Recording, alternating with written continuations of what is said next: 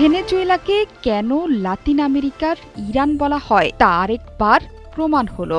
Iran যেমন Israel পশ্চিমা শক্তির বিরুদ্ধে দেশজুড়ে সর্বাত্মক যুদ্ধের প্রস্তুতি নিয়ে বিশ্বকে তাক লাগিয়ে দিয়েছিল, ঠিক সেই পথেই এখন ইরানের বন্ধু দেশ ভেনেজুয়েলা। ইরানের কায়দায় এবার আমেরিকার বিরুদ্ধে মহড়া শুরু করেছে নিকোলাস মাদুরোর দেশ।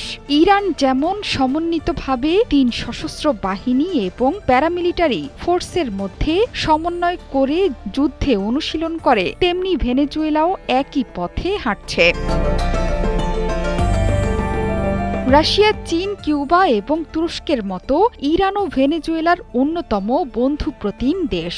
এই যুদ্ধে নিকোলাস মাদুরোকে একযোগে সমর্থন জানিয়েছে ইরান, রাশিয়া এবং চীন। ২০২২ সালে ভেনেজুয়েলা এবং ইরান ২০ বছর মেয়াদী একটি সহযোগিতা চুক্তি স্বাক্ষর করেছিল। চুক্তিতে দুই দেশ জ্বালানি প্রতিরক্ষায় সহযোগিতার অঙ্গীকার করেছিল। সেই চুক্তিরই বাস্তব প্রতিফলন ভেনেজুয়েলার এই সামরিক মহড়া। Walton Switch, stylish and elegant.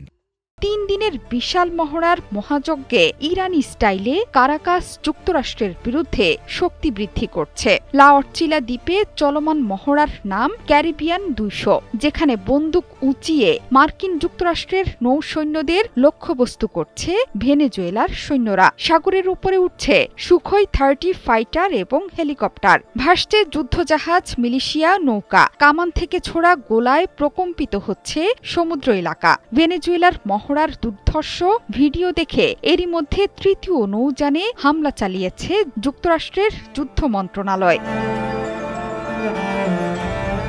ট্রাম্পকে দমাতে পুরো দস্তুর যুদ্ধের প্রেক্ষাপট তৈরি করেছেন নিকোলাস মাদুরো। মহড়াটি আরও বেশি তীব্র হয়েছে যখন খবর এসেছে ভেনেজুয়েলার আরও একটি সন্দেহভাজন মাদকবাহী নৌযানে যুক্তরাষ্ট্রের হামলার খবরে। এতে প্রাণ হারিয়েছেন ৩ জন। ট্রুথ সোশ্যালে পোস্ট করে এই তথ্য নিশ্চিত করেছেন মার্কিন প্রেসিডেন্ট। এই ঘটনার একটি ভিডিও প্রকাশ করেছে গণমাধ্যমগুলো।